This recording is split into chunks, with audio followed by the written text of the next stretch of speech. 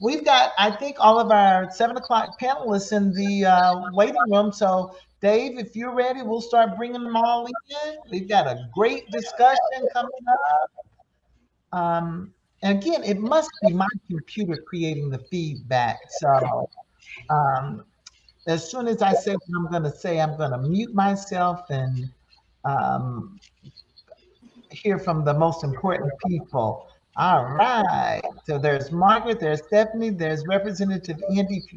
Andy, thank you because I know Yeah, you we need Amy. are. We see that. So, and I know Cindy with Indivisible was having a little audio problem. So I'm not sure if we're going to get her in or not. And Amy, for those of you who don't know, Amy, who's with Generation Citizen, it's here. I spoke her name and she came in. She's down at Civil Park. So I'll tell you what we're going to do. I'm going to stop.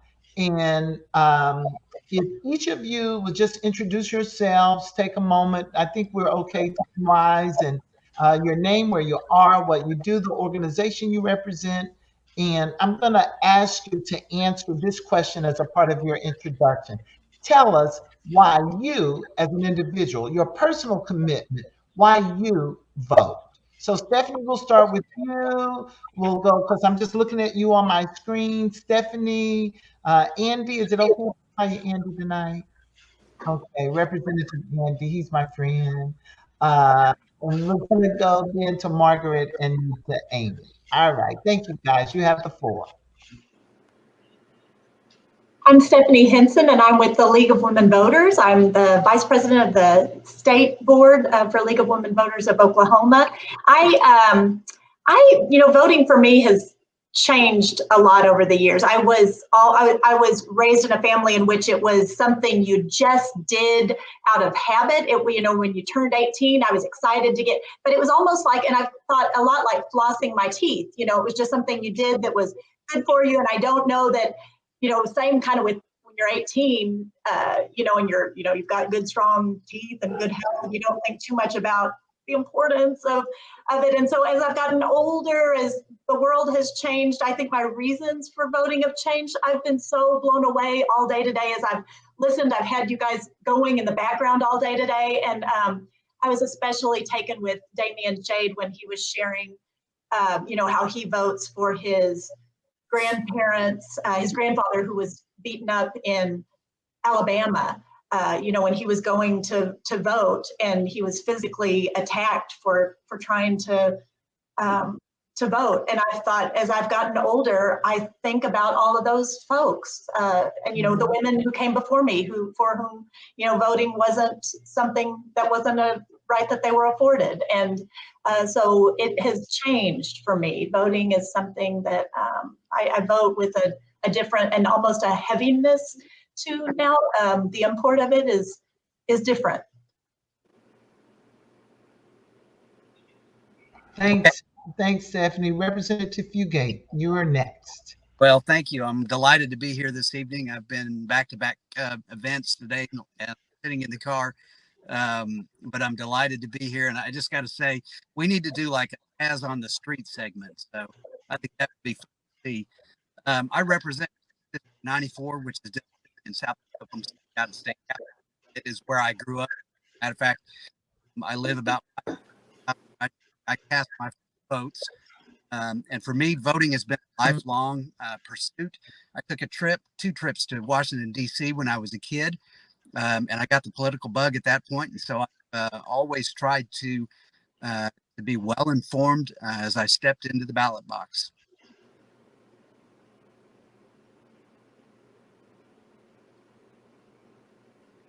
Okay, Margaret, you're up. Okay, so thanks for having me. It's been a really busy day and lots of fun. I think we're making a lot of progress here in Tulsa, participating in this National Voter Registration Day. So I just want to thank you guys for including us. I wasn't aware that voting was a choice. In our family, we all volunteered. We all work in our communities. We do everything we can. My mother volunteered for Henry Bellman back in the day. And so I guess we were raised with a feeling that it was, our obligation to be involved at any level we could.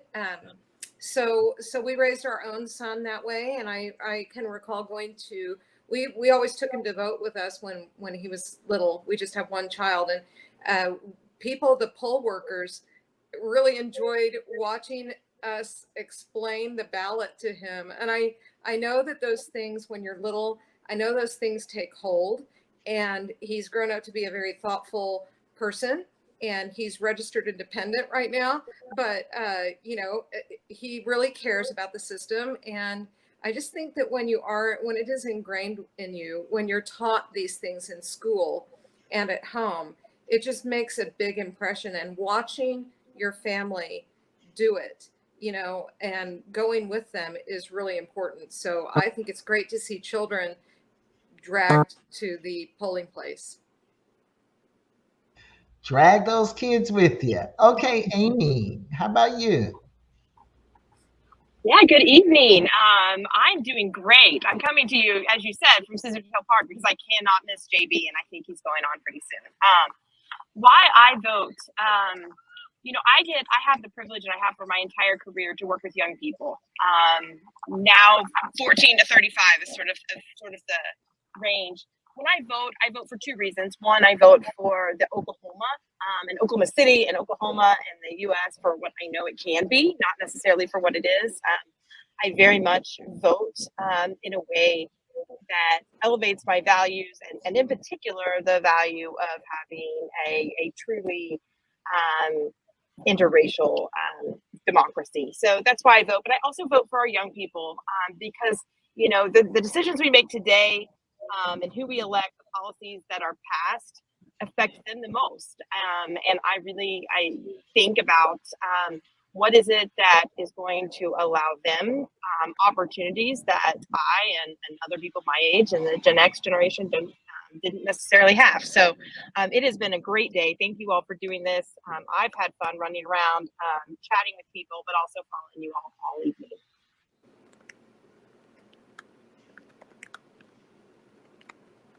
I'm trying to find the mute button. Amy, I got you a little bit of it. I think we get you glitching a little off and on, but hang with us for as long as you can. I appreciate that. We've heard a lot of folks today talk about why they vote.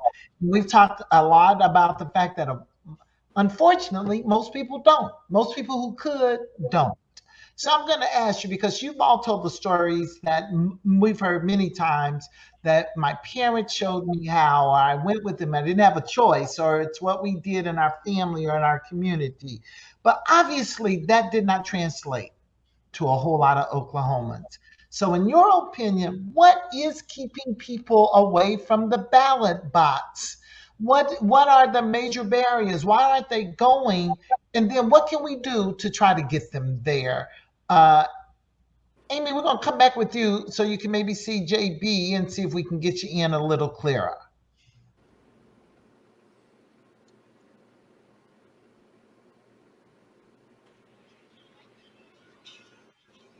Yeah, is my sound okay? I'm watching up the chat here. Anyway, I'm not sure if y'all can hear me or not. Can you ask me the question again? Yeah. What's the barrier? If people, you've been trained to vote and taught to vote and you're not voting, and you're voting, but obviously most of Oklahomans are not. They're not. And why? Why do you Yeah, think they're not? for sure. I mean, I can speak most specifically to the students that we work with and what I see there. I think that, the divisiveness, the party divisiveness has kind of been a turnover. And then I tell a story recently. I went with my son's girlfriend at the time to go vote last election, and she went in and they asked her all sorts of questions about her two last names. She's a Latino voter. And so, I think there's a lot of things that we don't realize aren't even policy related, but just an unwelcoming environment potentially for some people.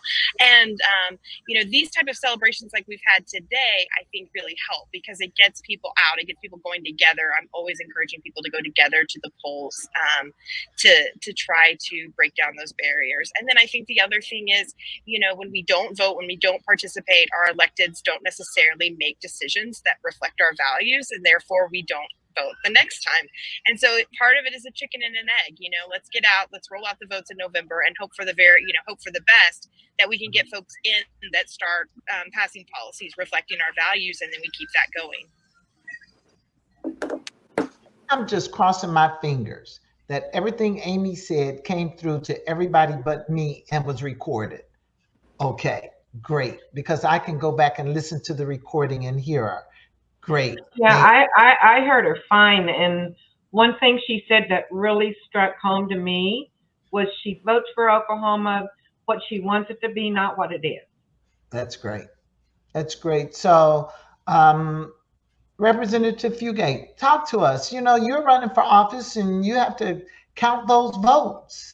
So it's really important, I know, for you to get people to vote, but they're not. So what's going on here? Well, my perspective, I talk to people who just, part of the challenge is they don't know. They don't know the issues. They're not sure who's going to be on the ballot. Some of them even don't know where to vote or have never voted before. And that feeling of not knowing is just really uncomfortable for folks. So I spend a lot of time with my constituents, whether they're registered or not, and I try to convince them to get registered, helping them understand the process, understand the issues, identifying people, so that they can go out and they can make well-informed decisions when they do step into the ballot box. The other piece of it is there are a lot of people out there who don't believe it will make a difference. And that was so disheartening to me when I first started running for office and knocking doors. I talked to person after person who believe that government doesn't work for them. It might work for some people out there who, may be far different than them, but these are not people who are wealthy or politically connected or anything else. They're just ordinary folks and they don't believe government works for them. And so they don't vote because they don't believe it'll make it. And I am passionate about trying to make government work for everybody. I think that's one of the key things, get engaged in the process. Thank you. Margaret, your thoughts? Well, this is kind of, honestly, voter apathy and lack of turnout is the major focus of our group. And we have done a lot of reading and soul searching and many hundreds of conversations with average people, literally anyone I can find. I'm ashamed. I actually chased some school kids down on a street corner in Oklahoma City this summer and handed them voting information cards to put in their backpacks. So I appreciate that there's apathy. Our organization is focused on those people in the middle who do feel left out. They don't align with a strictly party platform on either end of the spectrum, and they want to make a more nuanced decision. They don't feel like those choices are being presented, and they're exhausted from the entire election process. I think a lot of politicians today might think this is fun and entertainment for all of us, but it's actually dead serious. I mean, we're talking about our next generation and our schools and our health and and our water and all of these things. We have to get them fixed. We have to get them addressed. But everybody's so busy, looking for the next soundbite and securing their next term that they're just not addressing serious problems in a bipartisan way. So our group wants to elevate the discussion a little bit and refocus everyone on solutions that work for most of us in this state, hopefully all of us, but certainly a larger number of people than we've seen so far. So, I mean, I think back, we've been all complaining about the state of education for since I was in grade school at Patrick Henry in Tulsa, and nobody has fixed it. You know, we need people who are willing to roll up their sleeves in our legislature and work together. And until we get some balance, that's not going to happen. And we're not going to have balance until people vote in different leadership. We're not going to have people voting until they feel like they matter. They aren't going to matter until we correct the unfairness in the systems and the access. So our group is focused on that systemic change. So we want to see repeal of closed primaries so that all the independent voters are included in elections that they pay for. They're helping to pay for these elections, and they deserve to be able to participate in them. And so, you know, once we can look people in the eye and tell them, yes, we include everyone. We want to hear from everyone. Until we can do that, we're kind of kidding ourselves about policies, because we're never going to be able to get to the right policies until we are including everyone in the democratic process. So I sit on a lot of bleachers. I've been doing it for, you know, a long time. I've not ever met a person who did not agree with certain basic things that we all want. And so they don't feel like the big problems are being addressed. And until they do, we're just going to continue to see people checking out. Thanks, Margaret. It's almost like a catch-22, you know, or what comes first, the chicken or the egg kind of situation. I'm going to come to you, Stephanie, so you can address why you think people don't participate. But I want everybody else to think about this question. And Amy, maybe you answer it.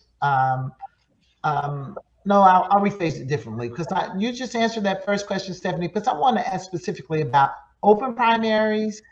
I want to talk about a same-day voter registration, automatic voter registration, all of those things that we've talked about. And I'll list a few more and just see what you all think about those as options or opportunities to increase the number of people who are voting. So Stephanie, you with the league, you guys do a lot of registration, a lot of voter education.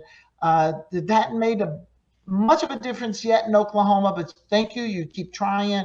What are you hearing? Why aren't people voting?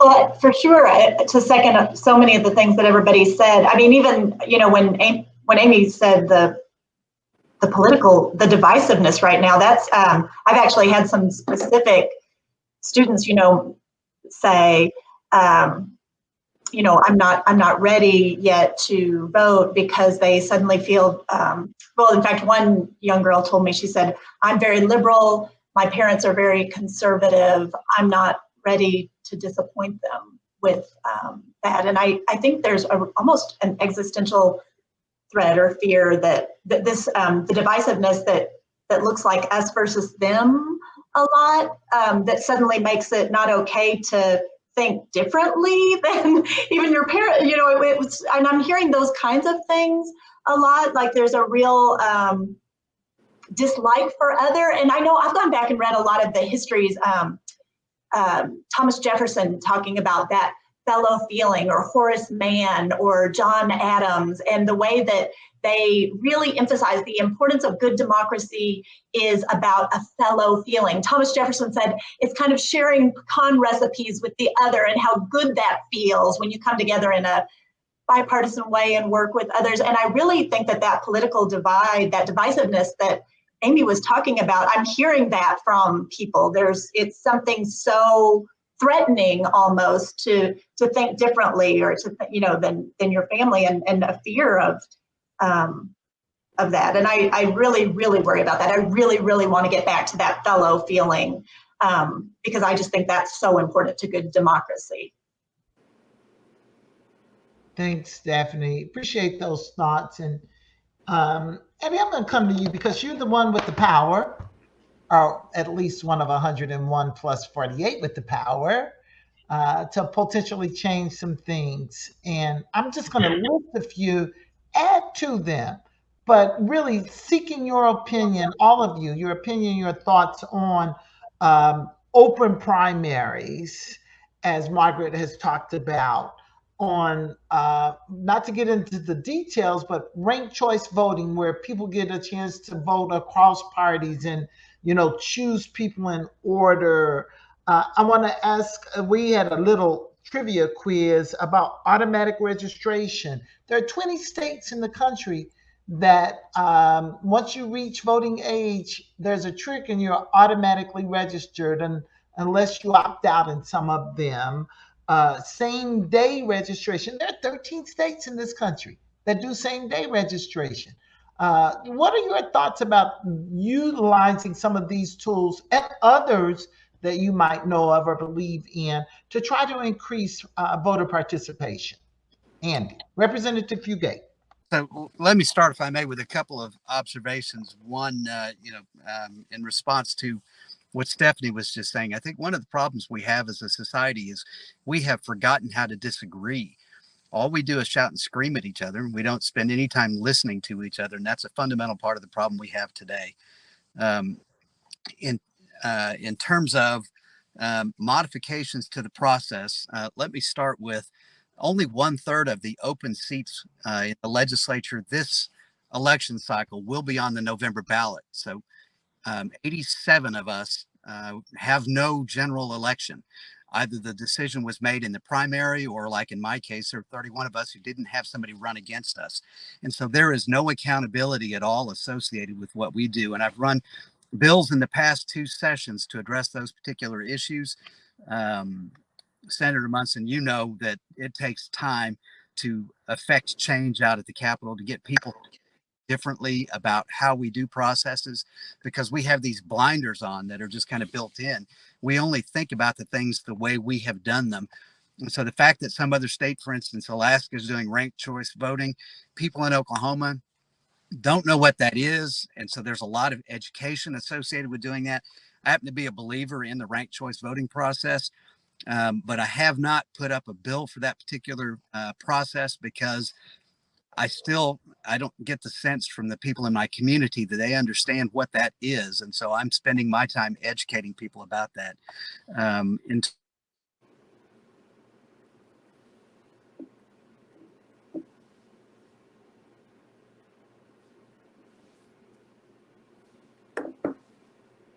Dave, did we lose Andy? Dave's our comms guy behind the scene. I think we did lose Andy, right? Somebody nod if you can hear me. Can you hear me? Yes, we did. We lost Andy. All right. Amy, we'll get him back in when he comes. I'm sure he'll sign right back in. And I hope he doesn't lose his thought. Amy, everybody's hearing you fine but me. So let us bring you back in and you talk to us about these options. And I didn't throw out the one about requiring civic education in schools, but if you want to talk about that, feel free to talk about that too. Amy? Yeah, absolutely. Thank you. Yeah, I mean, I agree with Andy. There's a lack of education out there about these options, but I think it really hits home to the fact of all of these options have like a few things in common. It places the issue not, are you an R, are you a D, but what is best for the community? Who best represents the community? What are the policies that best represent and support the community? And so, I very much support all of those options. I do think there's an education piece, but that education piece almost starts with just like, how do you go vote? I spend so much time, when I'm working with, students, they often don't realize that when they're registering to vote, they're registering to vote in, municipal, county, state, and federal elections. They think they're just registering to vote for president. And that is a lack of civic education, and really very specific, like how to get engaged as a civic participant. So while I'm the executive director of Generation Citizen Oklahoma, I also work on the leadership for the Oklahoma Civic Learning Coalition. And these are things that we're looking at for 18 to 36-year-olds. Like, what did you not learn in school? how can we make that better? We would love to see things as simple as a full year of government in our classrooms. As an educator, and I'm sure there are many listening in here, you know that our government curriculum, it starts with almost a full semester of federal government and then goes to state, municipal, and county. If you only get one semester of government, you're not even really making it, unless you have just a really passionate teacher who's focused on this, you're only studying federal government. Therefore, you think that you're only able to vote for president because that's what you learned in school. We don't even get to the points about what it means to participate at, voting for school board. We don't, which is another thing that's interesting. I've seen some states recently that you can register, you can, if you're a student, you can be elected on school boards. And how interesting is that if we could have students from our high schools actually running for school board and participating, because they are, obviously, one of the biggest stakeholders in that population. So I think there's a lot of education to be had. I think there's also a reality that whenever you have a state that is, one party has so much of the power, they're very reluctant to pass some of these measures. And so I think, a lot of things need to change, but we also are going to have to kind of even the playing field a bit so that some of these some of these really great policies that have been proven to be really beneficial in other states can take place here. Because it does, it becomes more risky, right? The stakes are higher for folks who might lose some power or at least perceive loss of power versus those who feel that they would be, evening the playing field. So there's a lot of different things there to talk about, but that's just generally my perspective. I do see a ton of our students really do not want to be affiliated with a party at all, very much want to be independent. And I think that speaks to just again, what we've talked about already, just the sort of like, I don't want to be a part of the problem. I want to be a part of the solution. And I'm hoping that's something that can kind of carry up through the generations if we all, start working together for what's best for our communities. So can everybody hear me? This is Margaret. Yes. Okay. Could I speak to this? Because I've had a couple of interesting interactions recently that I think can give you guys some interesting perspective. Number one, I was able to go to a meeting that Colorado Senator Bennett had in Tulsa. I've also been on a Zoom call in the past with Senator Hickenlooper, both from Colorado. At the last, and this was just 10 days ago that I saw Senator Bennett here in Tulsa. He had a really interesting observation that he commented on. He said that in Colorado, of course, it used to be 100% red. And now, obviously, it's a mix. It's kind of trended blue, but obviously they still have some hard red in there, right? So they have a lot more balance than we have. And he told me that he said that, number one, if they had had closed primaries, that shift could never have been possible. None of that could have been possible. There could be no change in momentum without open primaries. That was necessary for everything else. They do not yet have ranked choice voting.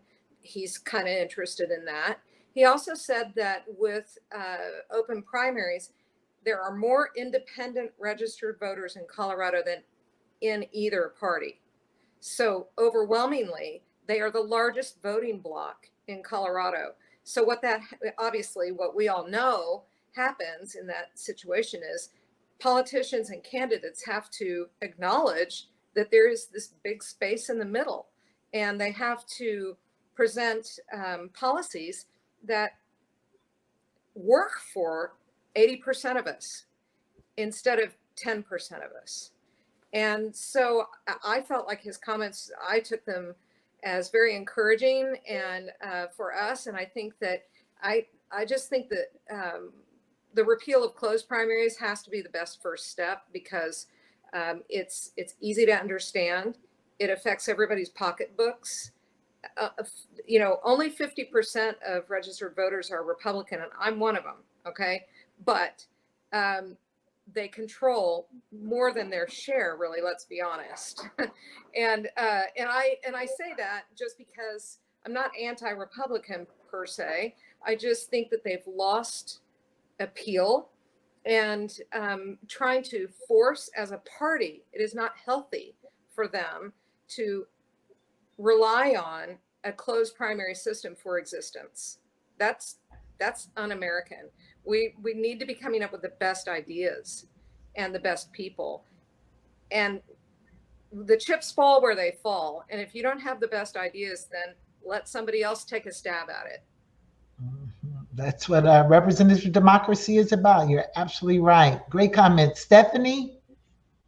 Hearing Margaret and Amy speak, I'm wondering, because we, yes, advocate for all of these things, and but I find myself wondering if these things all became true. One of the things that we've been working on, I've been working since February, really, even before all candidates had declared in their April races, before the primaries. I was already working on a gubernatorial forum. We've been working really hard. Most recently, we've been trying to contact the state superintendents of public education, trying to get a forum for that. We're looking at a forum. We're working with OETA, hoping to get a forum for Kendra Horn and Mark Wayne Mullen. We're wanting to provide candidate forums, and the idea that when we don't have competitive races, and so all the things that Margaret's talking about, that Amy's talking about, I feel like that's going to make more competitive races. I think it's going to allow the candidates to come out and it be absolute. As a matter of fact, Susan Cadeau at OETA said to me today, I want for the League of Women Voters and OETA candidate forums to be the place to be. We want substantive policy discussions. We want, as voters, to be able to hear that. If what Amy has been advocating for so long, which is really good civic engagement in our schools, good and better public discourse, people coming together and really saying, what do we want our communities to look like? And I think that would be this beautiful place where we can come and listen to candidates. It's not mudslinging, or it's not, you know what I mean? We really want to be able to sit down and talk with one another and have these beautiful policy debates. And so I think if the work that Amy's talking about and the work that Margaret is talking about, if all of those things come to pass and we have more competitive races, I am so hopeful for what that can look like in our future. I absolutely feel the momentum for that happening in our state with all of these wonderful organizations that we all work with. Well, I share your optimism, Stephanie, but I also understand this is going to be the evil Angela showing up. This, excuse my French, some hell of a hard work to do for just the reasons that you guys have been talking about. And Representative Fugate, who we lost, I hope he'll come back. I hope we can get them back. When he talked about how people scream at one another and the polarization in the process and among elected officials, it just seems to mean that, boy, this is hard, because the people with the power right now don't want to concede the power. My old Frederick Douglass quote that Roxanne has, power concedes nothing without a demand. It never did and never will. So these folk who have the power don't want to relinquish the power to open the process more. So what do we do? And this is a real practical question. How do we influence individuals on our own? And Margaret, you unmuted yourself, so get on in here. Well, obviously, I just think we need systemic change. I was just at a college campus today. I love young people. They are so ready to be involved, and they are so smart. But here's the problem. We're kind of lifting them up and setting them up for disappointment right now. We're taking those beautiful young brains and we are encouraging them. And I love that. And they're ready to go. But then we hand them a system in which there's mutually assured destruction. It's going to happen. And so we have to get in there. And for the next year or so, our organization is really focusing on grassroots organizing and education and outreach only about closed primaries and how destructive they are, and what a challenge it is to have proper responsible government when no one is accountable. And so we're going to be focusing on that, and we're looking for partners. And I just want to applaud my thing is the League of Women Voters is the best positioned group in our state to be the leader on reliable, nonpartisan information. And I don't know these days, I just heard a thing about, the demise of political debates, that people trying to do debates can't get candidates to show up. I know even the Tulsa World can't get people to respond to their questionnaire about policies, because now we're at the point where everybody just wants, it's like the Real Housewives of DC or something. I mean, they think it's infotainment or whatever it is, and it's all about the personality and not about substance. So what I think, I don't know, I would love debates, but I don't know that they're going to happen soon. What I think we could do is try to package a voter information, just, here's what's coming on the ballot, and really market that so that it is an unbiased, this is what this does, this is what this does, this is where this person is coming from, this is where this person is coming from, and do our best to get that information out. I had one person walk away from the table, the only one today. She walked away from the table and just kind of hung her head and just shook it. And the body language of that told me that this person is sad. She cares, but she is frightened or upset about that. She doesn't want to get involved in some kind of spit fight. And so she's walking away. That's really disappointing to see, like Amy was saying. And, I hate seeing that, but I can understand it. I can also understand why people, are busy parenting and taking care of their kids and trying to work. And this pandemic has been insane. There have been so many demands on parents that nobody anticipated, and it's been hard.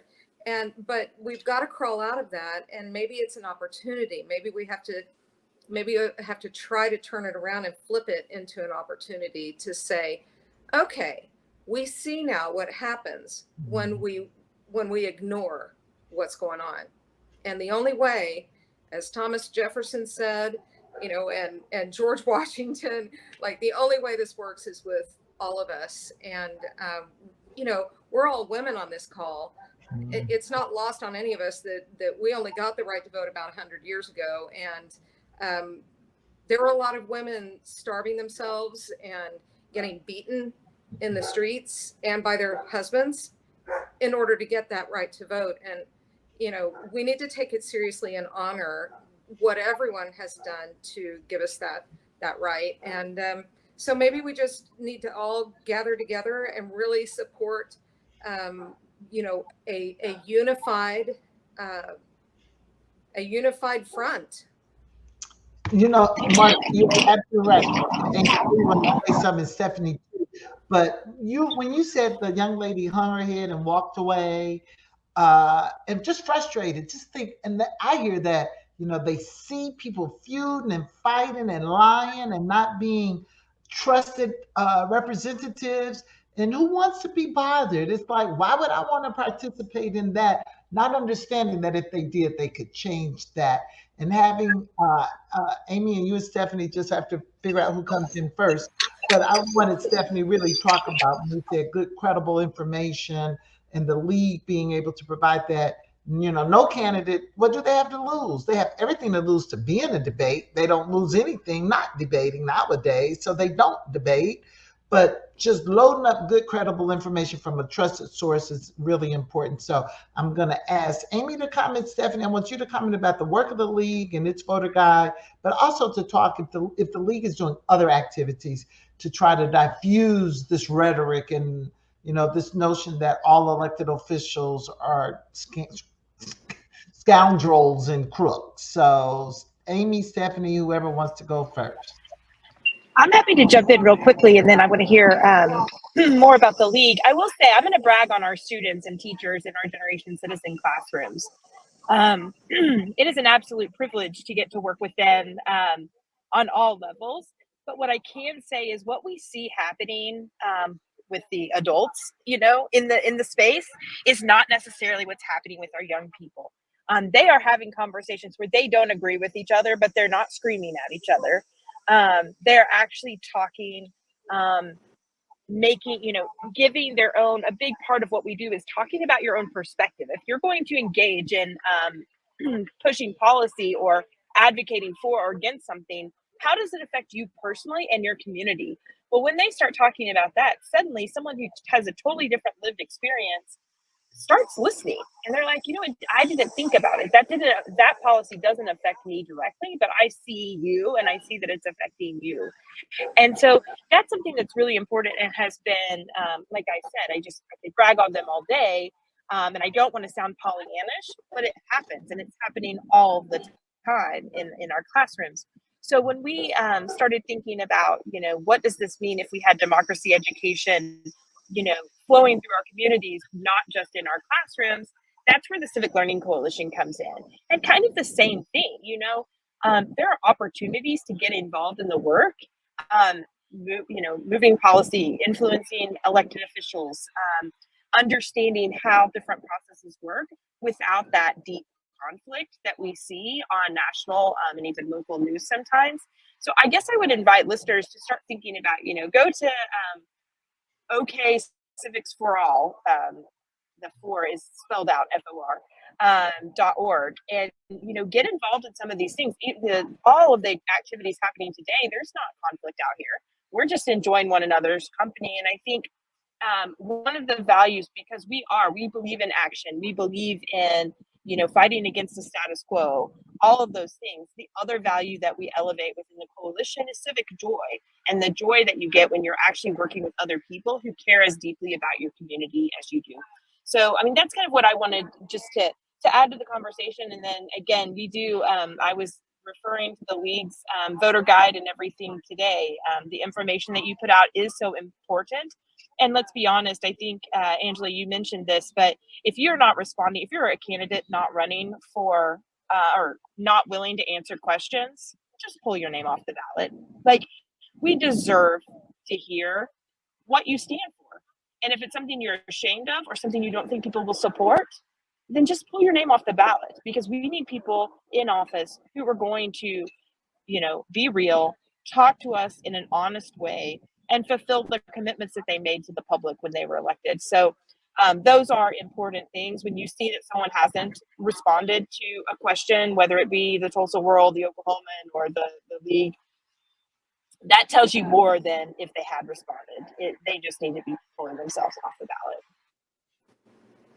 That's right. Stephanie? Well, thank you. Yes, and I saw Jan Largent had made note too of the fact that, and I got the date, it's October the 8th, our printed voter guide will be ready for distribution. So we'll all have a lot of the voter guides available. They'll be available at the libraries. And so be looking for the voter guide. That has been a really wonderful way of being able to get information to the voters.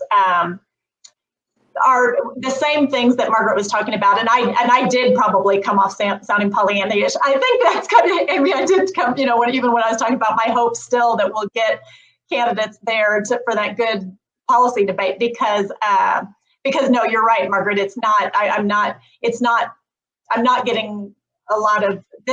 We've not been real successful in getting all the candidates to participate, and because the League is as fair and balanced as we are, we do have to have everybody participate in our forums. And so if somebody chooses not to show up, then we don't get to have the forum, and the voters wouldn't even know the difference. The idea that they don't see a forum, it's not for lack of attempting to get candidates there to the table to have the forum. We've had the same problem with our Vote 411, which is a national way of putting candidates' information out there. And that actually even allows, we email and ask the candidates to participate and share their platforms. We have questions available to them, but same, we've had in Oklahoma very poor responses. It's been very sad, that folks have not wanted to participate in our Vote 411, which would be a wonderful, it would look very much like your Oklahoma voter portal, only it would also provide the candidates information. It even has places where you can upload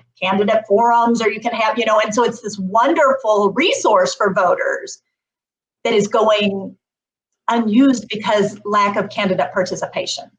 And so that's devastating. So we absolutely have to demand better.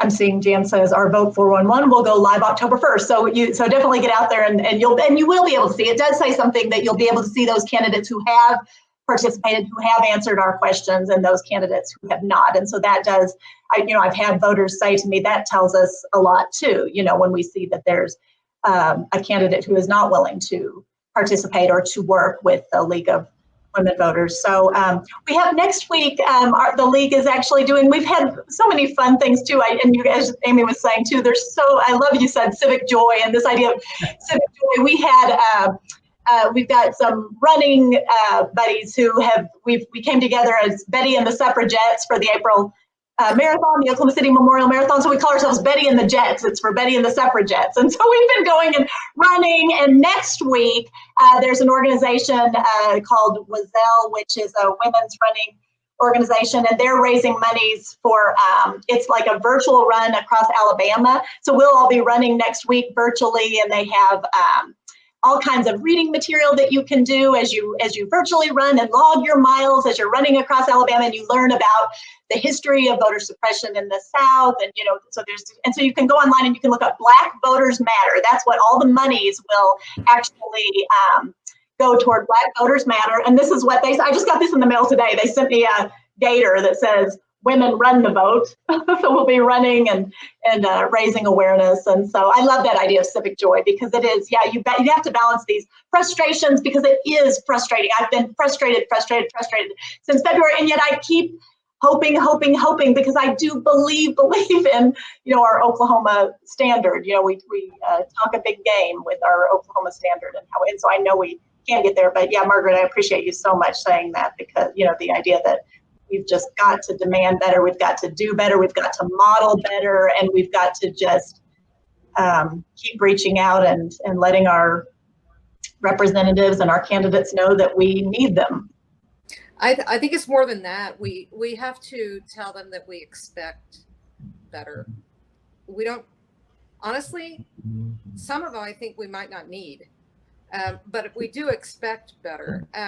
I wanted to tell you guys about, you probably already know about this, but I just learned of it yesterday, actually. A lady named Loretta Ross, who is has done a lot of civil rights engagement, activism, and she has a fabulous TED Talk on how you call people in instead of calling people out. And I would highly recommend it. It's my new thing that I'm recommending this week. And it's Loretta J. Ross. And you'll find it if you Google it by saying, don't call people out, call them in. And it's a TED Talk, it has almost 2 million views. And she is really skilled at, I guess what we would say, meeting people where they are. And that's what my group, we're trying to do is, it's all, obviously we're doing this because we do want things to be better. But we recognize that a lot of frustration and a lot of the misbehavior that we see is founded on a feeling of people being left out, being ignored. And when people are, they reach a boiling point and something's going to happen, and that's how it works. And it would be great if we could all kind of work on those softer skills. And so I'm trying to work on that, and I'm not so great at it, but this Loretta Ross is awesome, and I highly recommend it. And for anyone who's watching and wants to know how to, the holidays are coming, let's face it, it'd be great to have Thanksgiving with your family. So there's a good example in there about how to approach people who have different opinions. And that's hard. And that's a real hard. Roxanne, we're getting close to the end time, but I think we can steal a little of the time Roxanne and I had at the end. Roxanne, I want to give you an opportunity to ask question, make a comment before closing comments from our guest. Well, I've been looking forward to this panel all day long, and I have not been disappointed at all. The subjects and the information you have shared here, I've made 1,000 notes. I've got to call her about this. I got to call her about this, and it's just I can tend to be a Debbie Downer about democracy a lot of times.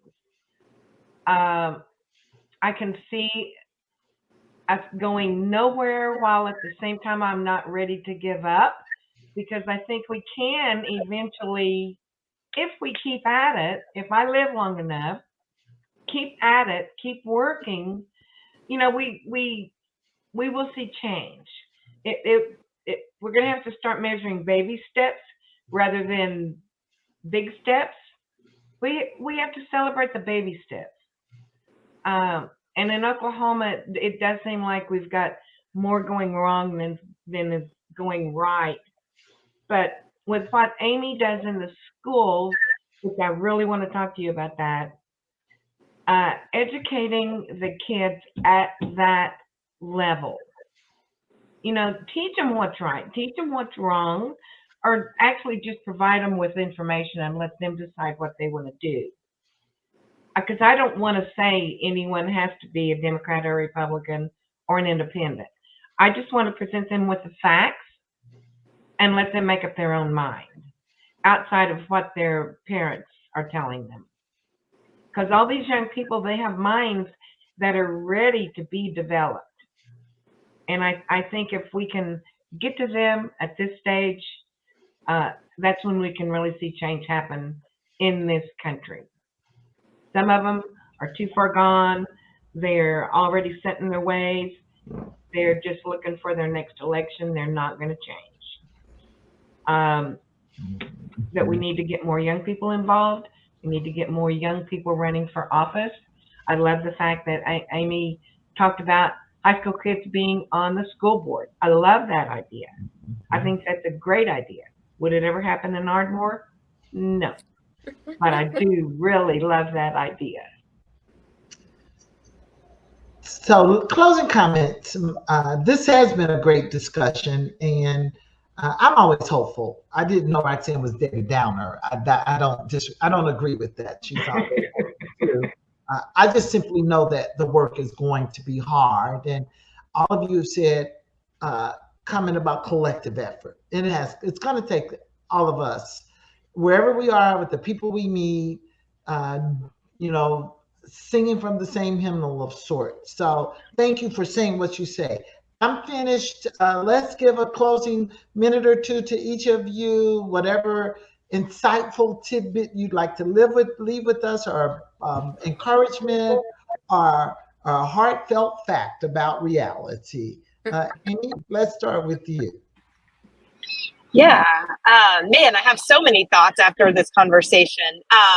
Where to even begin? I think what I'm reflecting on the most is there's an Octavia Butler, like an anthology of people who've written similarly to Octavia Butler, called Octavia's Brood, and it's a series of short stories that are almost they're almost like science fiction, but very much socially driven. And there's one story in there, I can't remember what it's called, but it talks about this growing phase. So I think it's from around 14 to like 25 in this society, where for the biggest crime you can commit, the biggest offense you can commit to your community is disrupting this time from 14 years of age to 25 years of age while our young people are learning. Because they get to make mistakes, they get to develop their own worldview, they get to do those things. And if you're going to interrupt that, the community has decided that is the worst offense. And then it talks about the whole society and what that looks like with that being the case. I think as a civic educator, I really want to elevate that thought that, like, let's let our young people in our schools, whether they're old enough to vote or not, let them develop their worldview. Let them explore different thoughts. There is no, right answer. There are a series of right steps, right, that we can take to make our community stronger. And so there's, to be real blunt, there's been a pretty blatant attack on our young people in their classrooms going through that developing age, and really villainizing our teachers who are very, very gifted and talented and willing to be in the classroom to be a part of that struggle with them. And so that's kind of where I want to leave the thoughts, is just thinking about that. Like, this is their growing phase. Let them learn, let them explore, let them have ideas about our government and our communities that none of us have even thought about. And let's see what we can make happen moving forward. So thank you so much for having me. I really appreciate it. And all of you, it's been good talking with you tonight. Thanks, Amy. Thank you, Amy. Margaret? Well, I have a favorite anecdote that I like to tell. Last year, I was researching elections and how they function and how much they cost. And, so I called the state election board and I talked to a lady there in their accounting department. And I asked a bunch of questions, and she said, well, I don't normally talk to the public, but I'm getting ready to retire. So I'm just going to, what do you want to know? So I caught her on a really good day, and it was during COVID, and she was working from home. And so we had a nice long talk, and turns out she used to be the person who took the phone calls at the front desk. She's been there a long time. And she said, people used to ask me, they would call and say, what am I supposed to do? How am I supposed to register? And she said, well, I just told them, well, this is Oklahoma, and if you want to vote in primaries, you have to register Republican.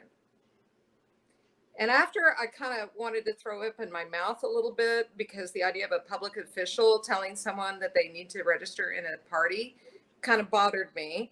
And I said, really, you did that? And she said, yes, because, I just always told them that it was like when you go to high school and there's a math club and a chess club and all of this, and they get to pick their own officers.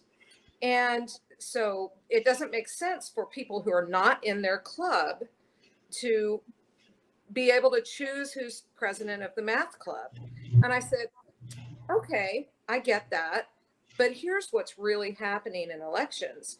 We're not talking about the math club. We're talking about student council. And all of the students are paying their activity fees. And so what you're doing when you have the math club, or when you think it's the math club, or you think it's a single party, you're taking everybody's money. And the math club is going to have a pizza party, and they're not letting anyone else have a piece of pizza. So she thought about it for a second. And then she said, you know what? I never thought of it that way. I think that's right. And, for someone who had worked, 35 years at the election board and never thought about this, I applaud her for being open-minded and talking to me and giving me all this information. It was great. I just wish I had gotten to her 20 years earlier. So I'm just saying that it's time for everybody to get a slice of pizza. And that's my message, and I'm going to stick to it. And I really want us all to band together. I personally think that repeal of closed primaries is the easiest. None of it is hard. None of it is easy, as you pointed out. And I'm not experienced in politics, but I am learning, and I have a lot of people giving me good advice, I hope. And, you guys are part of that. And, I just know if we put our heads together, by 2024, I think we can do something. Appreciate those comments, Margaret and Stephanie. Yes, I think I wanted to just kind of end with, I've been talking to a lot of people as we're, just voters, and I ran into some educators. I was at Mabel Bassett Correctional Facility on Monday. And as we were walking out, I was just mentioning to them that I've been working on this, trying to get a debate, a forum between the two, Gina Nelson and Ryan Walters. And I just said, what kinds of questions, what kinds of things, just as I'm talking to people just walking down the street, I'm always asking myself, what kinds of things do you want folks to know when they go to the ballot box in November? And they said, And it's so funny, and I'll preface this by saying that with the League of Women Voters, we spend quite a bit of time trying to make it easier for people to vote in Oklahoma. Like everything that you guys are saying, the idea that, I mean, again, states where they're mailing postage stamped envelopes, that's a nice, easy way of making it. The same day voter registration, that's an easy way of, being able to register the civics teacher who registers all of his students, that's easy. So those are all beautiful ways of, so at the same time, however, that we want it to be easier for people to vote, it's also very important to recognize that it should be difficult. We should take this responsibility such that, for example, ranked choice voting, my cousin who for the very first time did ranked choice voting in New York City said, it was hard because I had to educate myself on all of the voters. She said in the past, I would just kind of know, well, this is who I want to vote for. But she said, if I was going to rank them, I really needed to educate myself on all of those folks. So that made it difficult. And I said, aha, we also want it to be hard. So we want it to be easy for people to vote, but we also do want it to be hard because that challenges them. And I think that very challenge makes it worthwhile. It shouldn't be so, that part of it shouldn't be so easy. And so what these educators then said to me is, I said, what do you want folks to know going into the November ballot? And they said, that function on your ballot in which you can do straight party voting will be devastating. If people are doing straight party voting. And I got to thinking about that because I've never been somebody who's done straight party voting. Like I'm somebody who really wants to know what's on my ballot. I'm like, for that, you want to be real thoughtful about every single individual on the ballot and who they are and what that means. And your state questions, we might have state question 820 on there in November. These are things we want to spend quite a bit of time thinking about and talking to people about. I love the way that Amy was talking about the importance of the buddy system, the triple your vote, take 3 people, talk to them about, what's on the ballot, these ideas of really taking seriously the ballot should be hard and it should take time and we can make it fun, because hard can be a lot of fun, when you're sitting down and being thoughtful and you're listening to these kind of amazing discussions that you guys provide at Together Oklahoma. So it should be easy and it should be hard too, to be a good voter. And so please, please, please, these teachers said, don't just do the straight party voting. And they were so sweet because they know I'm nonpartisan. And they said, either way, they said, don't vote straight blue, don't vote straight red. They said, think about each candidate and vote accordingly. Right. Know who you're voting for. Well, you guys have given us lots of food for thought. And 2 things that could be done, get rid of straight party voting and open primaries. I must say, Representative Andy Fugate did text me his battery overheated on his phone. Oh. Into his car, a phone being charged through his phone. Then it made his car battery die. So Oh no. it's the Trooper of the Year award, man, for hanging with us. I hope his phone is okay, and I hope he gets his car okay. So he'll hear and watch and see this later, and I just wanted to acknowledge him and Amy who went away. She's down at Scissortail Park, and Cindy Alexander from Stillwater who could never get her audio to work correctly. So thank you. This has been, like Roxanne said, our primetime event. The whole day has been great.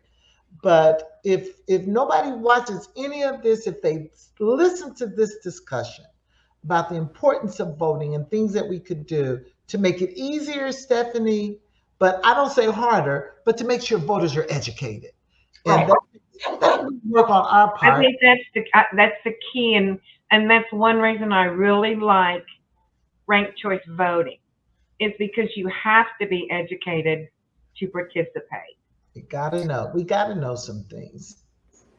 And the open primaries, that would do away with people being elected to office, and just because they are of the governing party, they basically never have to campaign again until they term out. But if they had to go what I would really like to see is ranked choice voting with open primary.